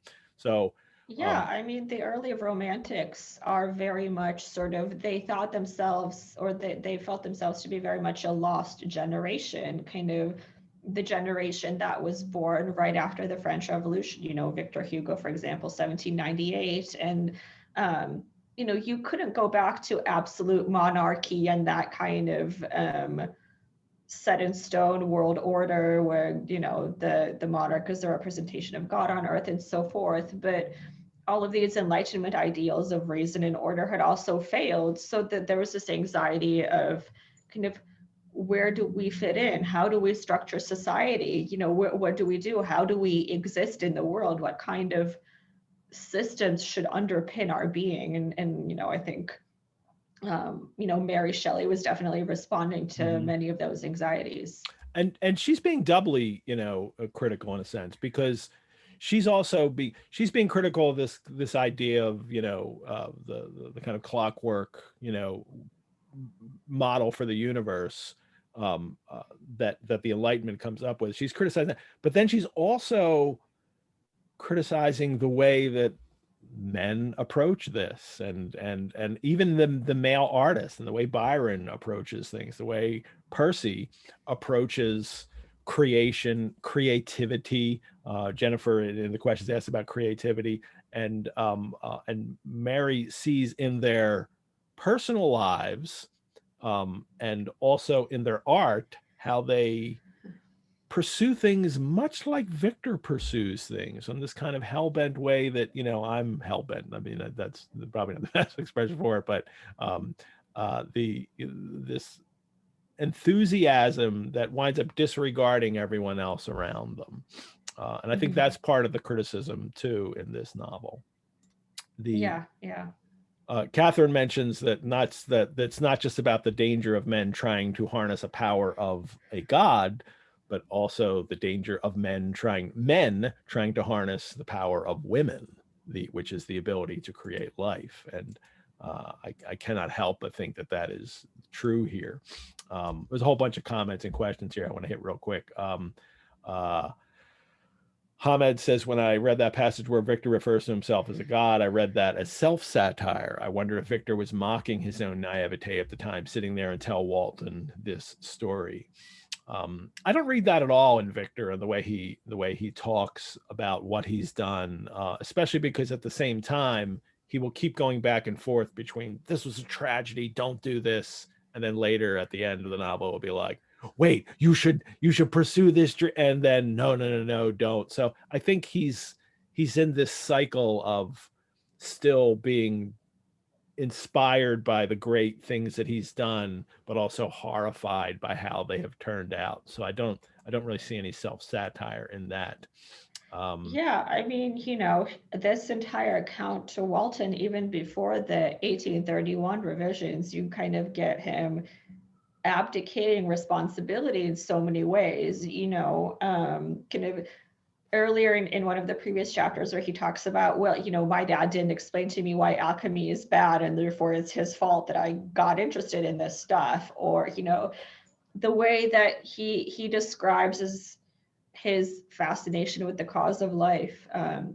their source of life as being this kind of passion that consumes and dominates him, that almost doesn't even come from within him, but that just kind of possesses him and he has no control over it. And then, of course, in the 1831 revisions, where he talks nonstop about fate. So it's, and then, of course, in chapter 4, where, you know, he freaks out and runs away from the creature because, like, the creature is ugly, and he responds to that. And he says, well, you know, I did this because the creature is ugly. Well, okay, the creature is ugly and horrid, but you still created it. That's still your responsibility. So just, I think, which we'll get to. Yeah. But just even at the end of his life, he does not seem to be interested in taking responsibility for anything that is happening. Yeah. Which is what all these other men were doing too. Byron with his children, Percy with the way he would, you know, kind of with the way he abandoned his first couple of children, and the way that he is kind of absent for too long while he's together with Mary and his wife, right? He ran off with Mary while he was still married, and, you know, from what we know, Mary was in love with Percy and probably happy to be with. But you have to, you know, wonder, did she think about this? Did she think, you know, will he eventually leave me the way he left his wife and go on to the next woman? Like, you know, that must have been an anxiety that she had. Paul asked that he asked this, does Dr. Victor, and he's not a doctor, it's never Dr. Frankenstein, he's always an undergraduate. Does Victor ever identify anyone that he studied with or under during the 2 years of creating life, or anyone he shared his notes with during those 2 years? No, he doesn't. And we must assume that at least his professors kind of know something of the work he's doing, Kremp and Waldman, but this account makes clear that he isolates himself, that he's doing his experiments on his own and not sharing anything with anyone. And even he has a line that kind of comes out of the text, or breaks the fourth wall, where he's talking to Walton again and saying, I'm not going to tell you the secret or what I actually did, the specifics, because it's too horrible and no one should know this kind of thing. So he makes it clear that so fascinating. You know, that implication that, like, he could just say a few words to Walton, and then Walton will have the secret of life, and he'll be able to create a monster should he so choose. Like, 2 years of study and you know, the secret of life can be encapsulated in a few words. It's such a strange thing for Victor to say. Yeah. So and Paul mentions about his notes and what will happen to them. Yes, that's a plot point that happens later in the novel. So let's get back to this. Well, at least he takes notes. Yes. So there are actual notes to what he's doing, and we will find out what happens. Which makes it real science, as we know. He goes then and he says, I collected bones from charnel houses, where they would store the bones after bodies they have decayed, especially to make room in graveyards. And then in a solitary, here's where he describes where he's working, in a solitary chamber, or rather cell at the top of the house, and separated from all the other apartments by a gallery and staircase, I kept my workshop of filthy creation. It was a brilliant line. My eyeballs were starting from their sockets and attending to the details of my employment. The dissecting room and the slaughterhouse furnished many of my materials, and often did my nature turn with loathing from my occupation, whilst still urged on by an eagerness which perpetually increased. I brought my work near to a conclusion. So Adam had a question early on that he had here about the dissecting room and the slaughterhouse. He says, in other words, does the creature's chimeric origins, you know, that he's using animal parts and human parts here, dehumanize him or make him less than human, or, considering the occasional idealization of animals in the natural world by the Romantics, is this indicative of his purity and goodness, or both, or neither? Also, might it play into his later aversion to eating animals? I'd never thought of that aspect of it. I get how he's also using animals to create life and to create this being, or their parts perhaps, but how that, and I get how that would dehumanize him, make him the monster, something that is other, but I haven't thought that it would also, make him, more pure or good because he's not human and the world of nature is more human. That's very interesting. What do you think of that, Anastasia? So I think that's interesting because it's also indicative of Victor transgressing yet another boundary. Of course, he's transgressing the boundary between life and death by doing what he's doing, but also, kind of the 18th century mindset, this was pre-theory of evolution, though Erasmus Darwin and some other scholars had just sort of gestured towards the possibility of, organisms changing.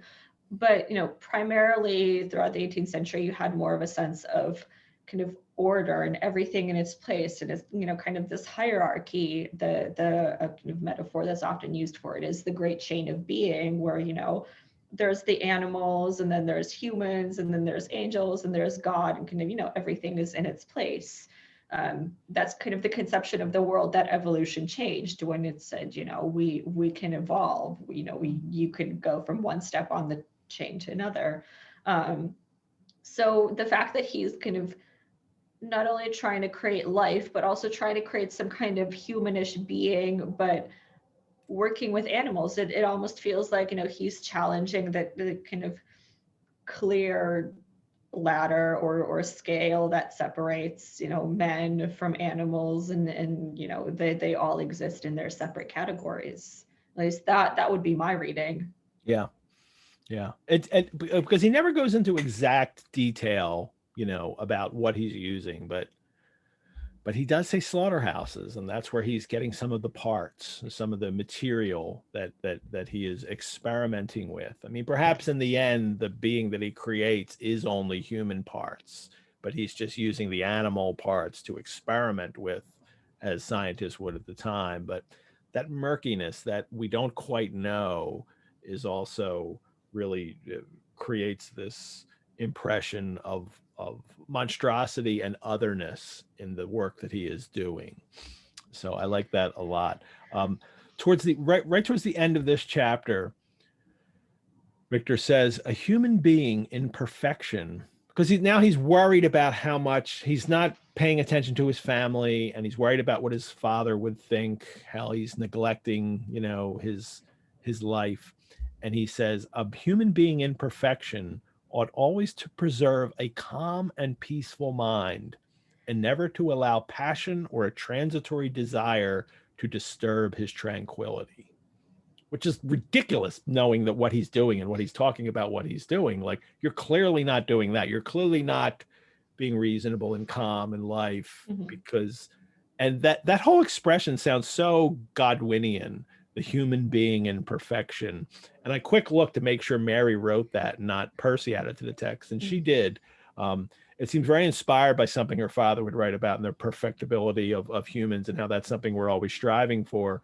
But it struck me as so critical of Percy, in that everything we know about his life and how he behaved and how he reacted in moments of inspiration was the opposite of, like, he always allowed passions and transitory desires to disturb his tranquility. I mean, we get those stories from this summer where he freaks out over the reading of Coleridge's Christabel and passes it and screams and faints, and they have to give him ether to bring him around. I can't help but, almost think she's unconsciously criticizing Percy, who's reading the manuscript and like commenting on it. So I don't think it's, intentionally like, look, you jerk, this is how you should behave. But that, a lot of people have commented how Percy's Victor, and he really is. There's so much of Percy in Victor.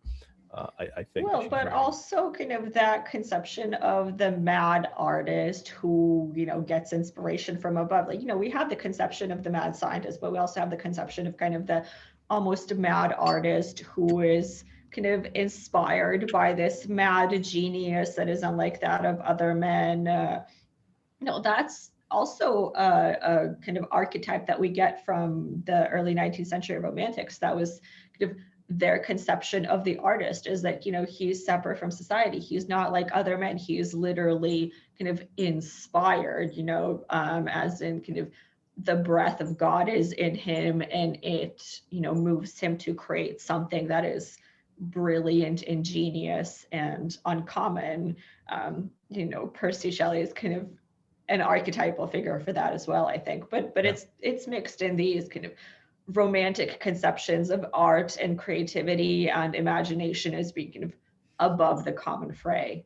Because what she's talking about is the Wordsworth thing, that you're supposed to be, you know, inspired, but then creation is recollected in tranquility, that you're supposed to go out and experience the sublimity of nature, but then be able to recollect in tranquility and put those words on paper or create whatever you're creating in those quieter moments after the great experience of you know, of nature or wherever it is that you've had your inspiration from.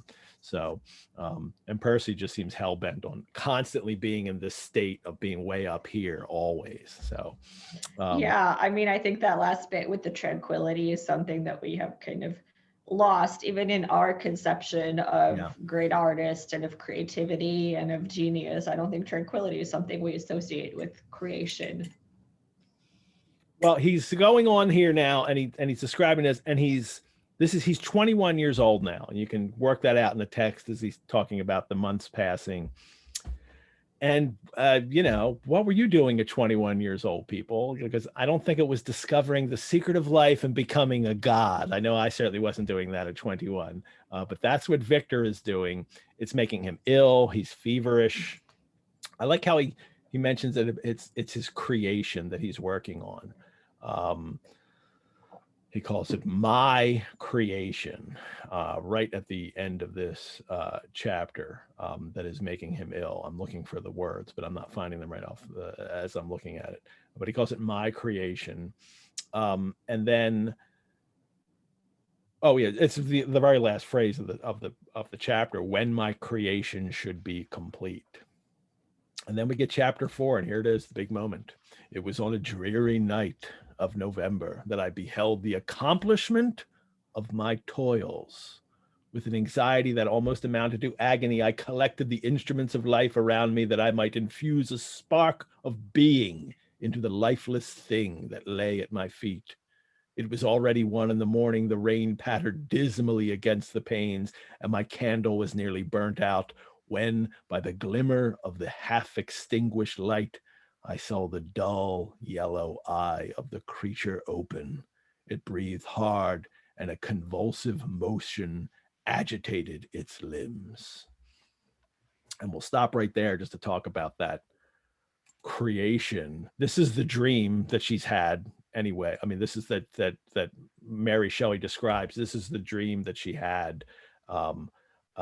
Is that she's now translated it into the novel. Yeah, and I mean, it's so similar. If I could just read that phrase again, where, you know, so her dream with the Villa Diodati, the hideous phantasm of a man stretched out, and then on the working of some powerful engine, show signs of life and stir with an uneasy, half vital motion. I mean, that is exactly that moment. You know, even the language is so similar, and it's similarly so dramatic and gothic and macabre, and you have this, you know, like dark and stormy night. Like, she's really pulling out all the stops here. And here's where I want to share how she changed the language in her manuscript at first. And I'm going to share this web page with you all, and then we can look at the manuscript page here. This is the Shelley-Godwin Archive. Usually during the show, at the half, just after the mid break, I like to share something from our collections. But I think as we go through this, we should also share some of the manuscript pages, and they're available for everyone to see. The manuscript for this novel is at the Bodleian Library in Oxford.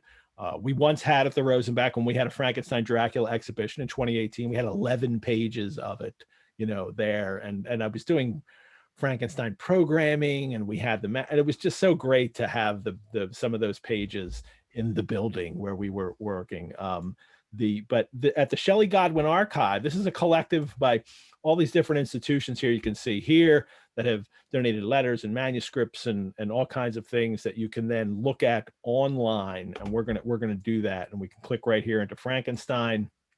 And here is the manuscript. And it is in volume 1 and the chapter divisions are different in this. Now we've had chapter divisions different from our 1818 to, I think a few people are reading 1831. And all I can say is you go online to an 1818 edition and figure out where those chapters end so you could see where we're reading in ours. But in the manuscript, it's actually even different. She had to re-chapter everything she had much shorter chapters, and she had to change them all as she was going through.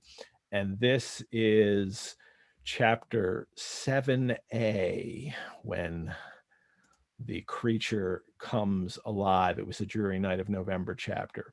And here it is. And what's lovely about the way they've presented it online here, you can go in and play with this yourself, is that this is the manuscript page, and they give you all the text here. Even where there's cross-outs, you'll have the cross-out and you can read behind it what was crossed out, and the marginal additions here that are usually in Percy's hand, they're also here as well. But what you can do is you can click on here and see, because we can tell the difference between Mary's handwriting and Percy's handwriting. You can click on Mary Shelley here and you just get her words, and these are her words, and Percy's are taken out. And then you can click on just Percy and you can see exactly what he added to it. But if it's all, you get the whole thing. But let's look at the page itself, and we can do that. I can just click here and we just get the page large enough for us to see. And you can see it starts here. It was on a dreary night of November that I beheld my man completed. That was her original conception of it. And she doesn't change it. She has this one notation here that is, what is it again? It is, it says the frame on which she started to write, and she crossed that out, and she keeps it in her manuscript as my man completed. But we know that when it comes to be published, it is the accomplishment of my toils. Mm-hmm. We don't know how it's added. Knowing the changes that Percy made to the manuscript, it sounds like a very Persian kind of, phrase, the accomplishment of my toils, especially knowing how he has added language about scientists pursuing their endeavors through this and using these kinds of words. But so it could have been him, we don't know, or it just could be Mary had changed it in the final proof stages of the novel after she got those and corrected them. But it's originally my man completed. And we get the creature is the creature, the being, the monster, whatever, the wretch, fiend, whatever name you want to use, Victor uses for him or other people use for him. He's actually only called man once in the novel. And it's at the very end when Victor is talking to Walton. At the very end, he mentions about the man. What is the exact line? He says I'm trying to find it here. I have it written down. I conceived the idea and executed the creation of a man. Victor actually says that late in the novel. But up to this point, but before then, the creature, the creation, is never called a man. He's called lots of other things. And I did a big read through, a big search through the whole novel, volume by volume. And there's a top 10 of how the creature is referred to. We talked about this some last week, and now I've come up with the exact numbers. Fiend is number 1. 31 times the creature is referred to as fiend. Monster is number 2 at 30. So they're kind of the same. And you get that it's frequently Victor referring to, because he's narrating in his parts, he's referring to the creature as fiend or monster. Although the monster does refer to himself, the creature does refer to himself as monster sometimes. Yeah, And then and it's, I mean, so the word fiend, I think, if I can interject, I think that's really significant because, fiend, that the etymology of that word, it means enemy. It's a word that's used to refer to Satan in Paradise Lost. yeah, And the novel starts with and on the frontispiece, there's a quotation from Paradise Lost. yeah. Satan is the fiend, as he's referred to by the narrator, because he's, the enemy of mankind. Oh yeah. So the way that the creature is never named in the novel, he doesn't have a name. He's not called a man, he's called a wretch, a monster. I mean, that is dehumanized. Not only is that dehumanizing, it's setting him up as not human, but also, as a being that's antithetical to what makes us human, in the way that, Satan is kind of the enemy of mankind, the enemy of humanity, the one, responsible for our fall. And this is how Victor sees him. But we also know that how the creature sees himself is perhaps like the fiend in Paradise Lost, but in a way that you'd be sympathetic towards, which I think happens with the reader. But it's not just like it's the fiend all those times. And you mentioned his word. Enemy is 15 times in this novel. Devil is 10. Fiendish adversary is once. Fiendish enemy is once. Demoniacal enemy is one. So he's like, there are certainly, if you lump all those into devil or fiend terms, it's clearly the way that Victor certainly sees him the most.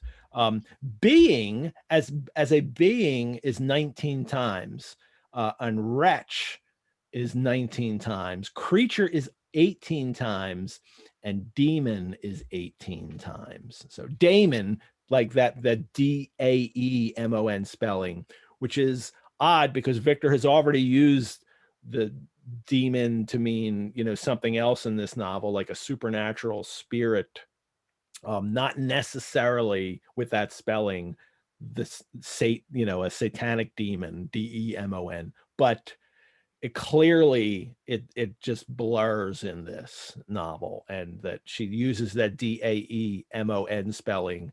It seems to mean both for him. Yeah, But well, and it's interesting because, if you think of Paradise Lost, Satan is often considered to be the most interesting character in Paradise Lost. He's the most compelling, and there's an argument to be made that, what Milton was doing was a kind of a metaphor for human temptation, where he makes Satan the most compelling character, and because we're human and flawed, we fall for that. And, in the same way in Frankenstein, I would argue that the creature is the most interesting and the most compelling character. Um, Although I think, unlike Milton, Mary Shelley isn't trying to kind of trap us by going, aha, you find the satanic figure compelling, and that's a reflection of your own flawed humanity. Rather, I think, we're supposed to find the creature compelling. Our human sense of empathy and compassion is supposed to be drawn to the creature and to his narrative, which is just heartbreaking. Which, I won't spoil it beyond that, yeah, but yeah, it is. But we can spoil anything we want. I mean, it's an old enough novel. yeah. It's short enough that if you're reading it week by week to keep up with this, that's a wonderful way to read it. But it's not a novel written as a serial, and I would just recommend reading the whole thing and then going back and rereading for each week. But we need to hit a couple things in here before we end today. And that, number one is the appearance of the creature, and number two is the dream Victor has. And then we can quickly, just talk about how, he's reacts afterwards. But he runs away from him right away. Like as soon as he sees it, he's, he is in his talks about what he looks like. I had selected his features as beautiful, beautiful, great God. His yellow skin scarcely covered the work of muscles and arteries beneath. His hair was of a lustrous black and flowing, his teeth of a pearly whiteness, but these luxuriances only formed a more horrid contrast with his watery eyes that seemed almost the same color as the dun white sockets in which they were set, his shriveled complexion and straight black lips. He described a little bit later, he talks about a couple paragraphs later, he says the horror of the countenance is what causes his revulsion and why he immediately kind of goes away from it. He describes him as a mummy, again endued with animation, could not be so hideous as that wretch.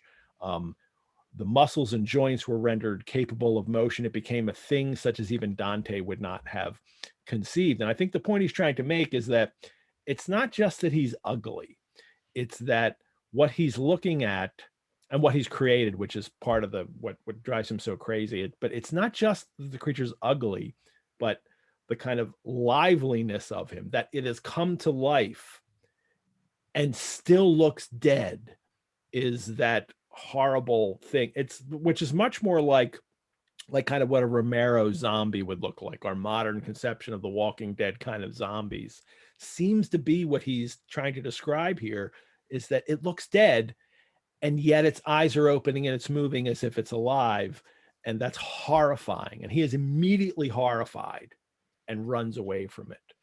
Do you have anything on the creature's appearance and this black hair and teeth and all? Well, yeah, I mean, I think you phrased it really well, which is, he looks he looks dead, but he's alive. And again, that means that in a being, he represents kind of, it's not just that he's ugly, it's that he represents a victor's transgression, and that, this body should not be alive, but it is. It's unnatural, and, maybe some kind of fundamental part of him reacts against that kind of transgression of fundamental categories of life and death encapsulated by this being, and he freaks out at that. I think that's more compelling than Victor just freaking out and running away because the creature is ugly, because that's just and it's not because it's not that. I mean, he really explains what horrifies him about him, and it's very complicated, and but it's not so complicated when once it's that fact that life and death kind of thing,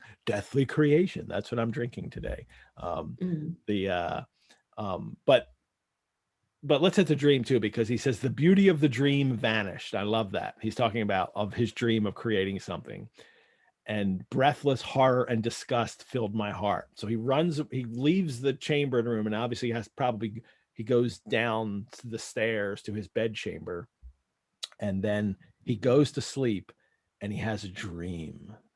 And in his dream, I thought I saw Elizabeth in the bloom of health walking in the streets of Ingolstadt. Delighted and surprised, I embraced her, but as I imprinted the first kiss on her lips, they became livid with the hue of death. Her features appeared to change, and I thought that I held the corpse of my dead mother in my arms. A shroud enveloped her form, and I saw the grave worms crawling in the folds of the flannel. That's weird. Boy. And I'm telling, and he's having I don't think Freud included Frankenstein in his interpretation of dreams, as he did so many other great works of literature. This is begging for it.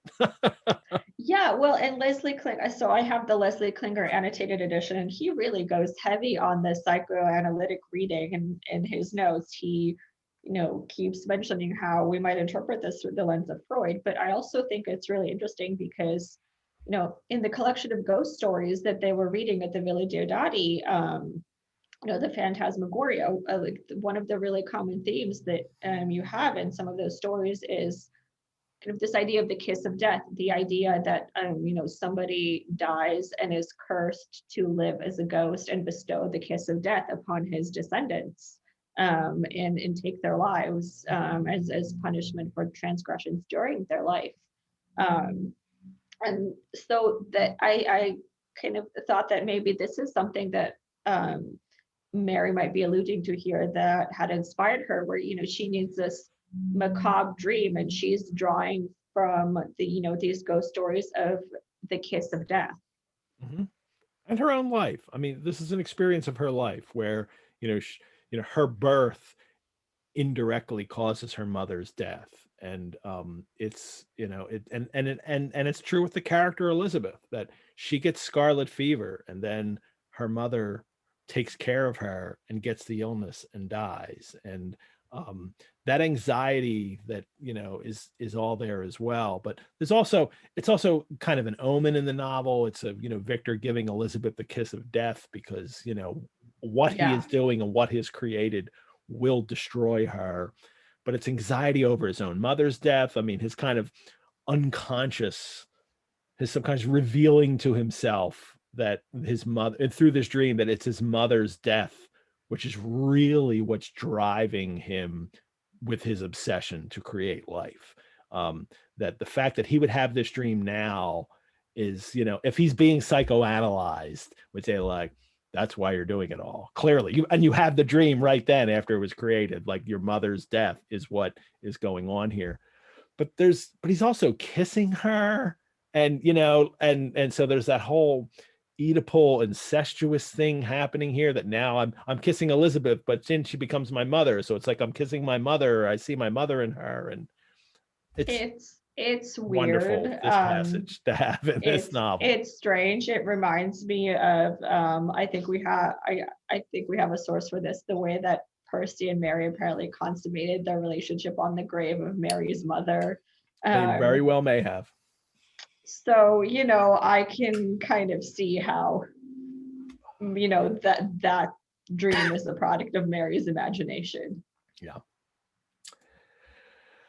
He has the dream, wakes up, and then I started from my sleep with horror. A cold dew covered my forehead. My teeth chattered and every limb became convulsed when, by the dim and yellow light of the moon as it forced its way through the window shutters, she has to paint the scene in very Gothic language, I beheld the wretch, the miserable monster whom I had created.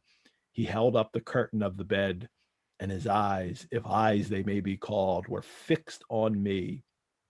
His jaws opened, and he muttered some inarticulate sounds while a grin wrinkled his cheeks.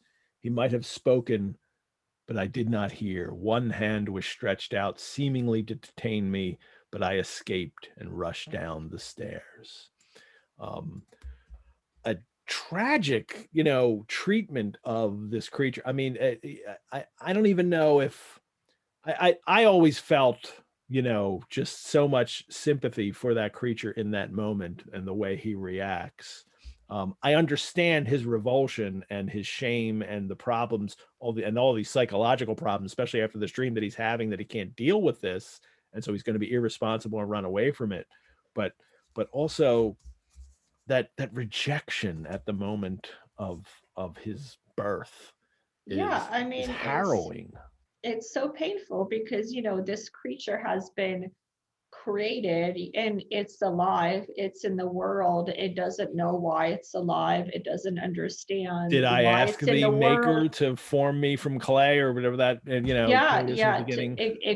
I mean, he has been brought into the world, but he understands nothing into the world. I mean, he's a 6 foot tall creature, but he has the knowledge and the intelligence, and the development of a child. Like, he has literally just been brought into the world. He understands nothing about existence, and he comes to the being who has given him life, and that person rejects him because he's not prepared to be a parent. He has been fascinated with creating life, and the principle of life, but he never sat down and thought through to the way that would result in the existence of a being who would live in the world and who would need to be cared for and taught and raised. And it really is so heartbreaking.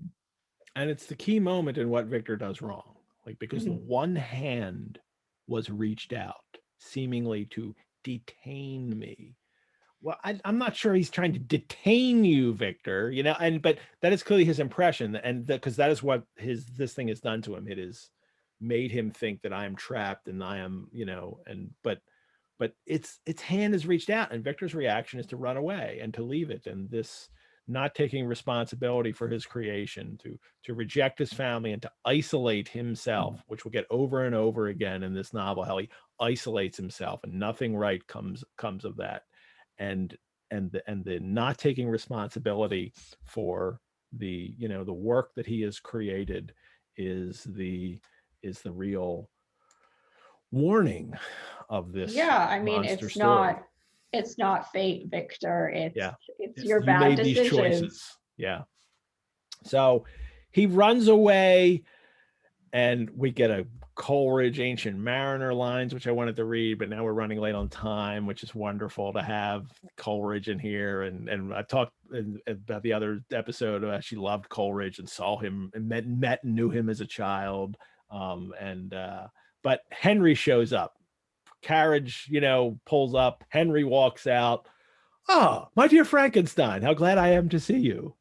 Doesn't notice at first how awful Victor must look. Like he's been up for That's days. just undergrad life. Normal look Yeah. for undergrads. But he also says, my dear Frankenstein. And this is the first time that Frankenstein has appeared in the text. So, and I think it's interesting that we don't even get his name. We've had Victor once, and now we've got the first in chapter 4, the first time that Frankenstein is in the actual story, the name, and it's right after he has created something. So I think that it's almost like an unveiling, for the author, that this is the Frankenstein of the title I was talking about. And so he's right there. So Henry's there. He takes care of him. They go back to the house. Victor's terrified the creature is going to be there. I dreaded to behold this monster, but I feared still more that Henry should see him. Mm-hmm. So he's already going through this shame at what I've done, but also I got to keep it secret. And we hit this so many times doing Dracula last year too, where how every time somebody says, let's keep this secret and not tell someone else about this, trouble ensues. And and it's here too. It's Victor's not sharing what he has done with the people in his life who could probably help him deal with it. And he keeps it all to himself. It's the isolation that winds up hurting him. Well, and it's isolation from both, the scientific community, because he tells no other scientists, no other experts what he's doing. So, scientific community, peer review, ethics guidelines, like, none of that. Obviously, a lot of those things didn't exist back then, but also isolating himself from his family, from, again, those human bonds that kind of would temper his scientific pursuit with a sense of, responsibility and of the consequences of what he's creating. And of course, this causes him to almost go insane at this point, where he starts to rave and, he has this moment too where he starts to rave and then Henry's like, what's the matter with you? And he passes out, but Henry is there to take care of him.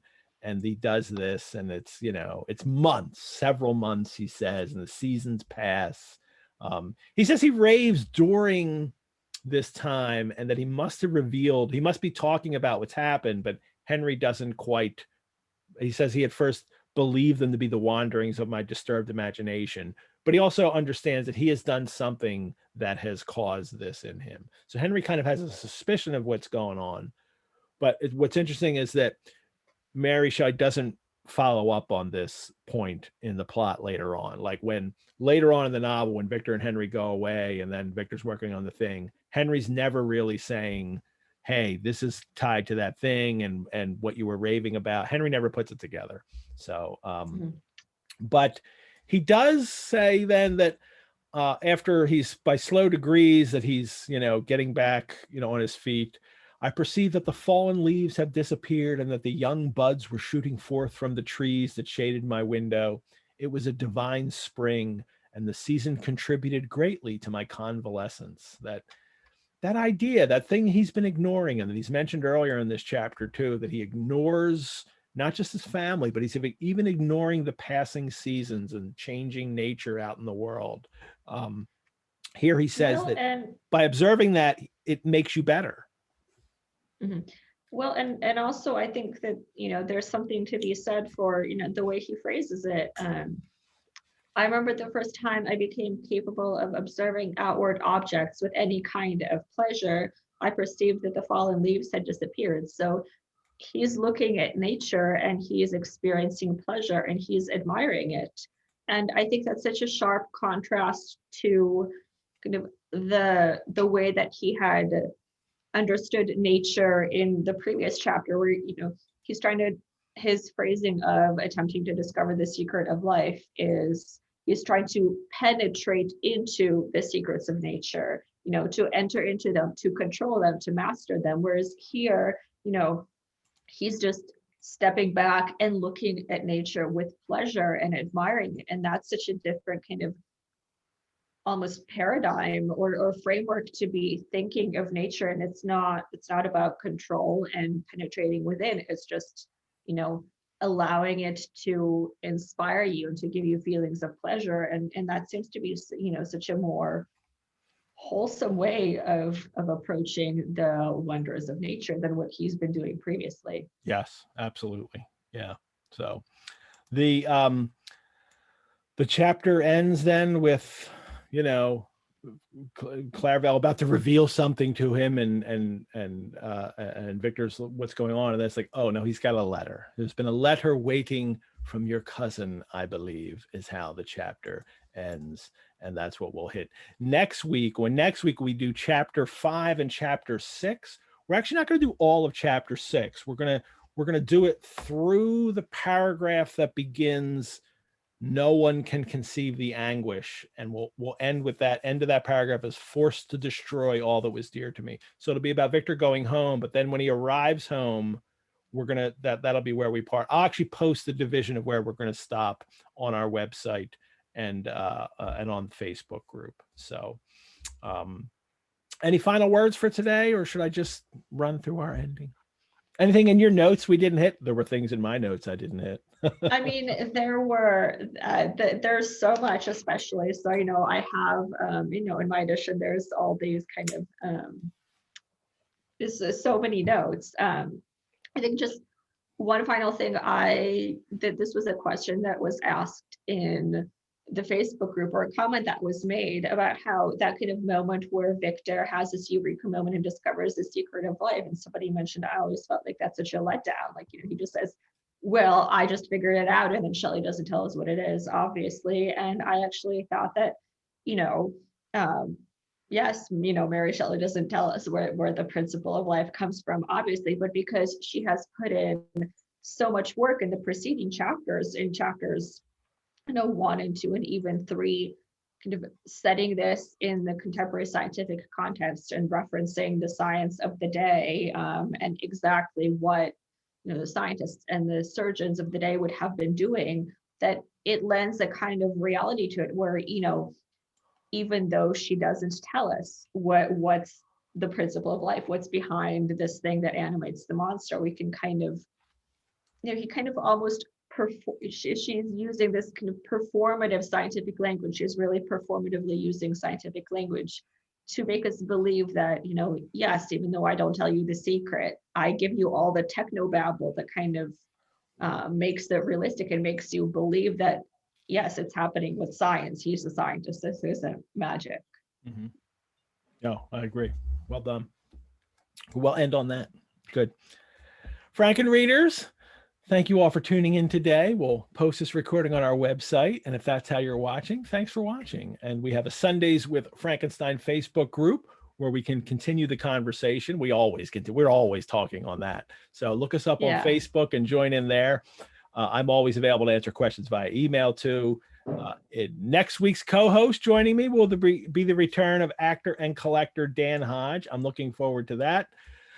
The first edition of Mary Shelley's Frankenstein is just one of the many gems of the Rosenbach's collections. If you're looking for more virtual engagement, head on over to the Rosenbach website. Check out our other virtual offerings, including the courses that I was talking about earlier, including also our gallery gateways and exhibitions.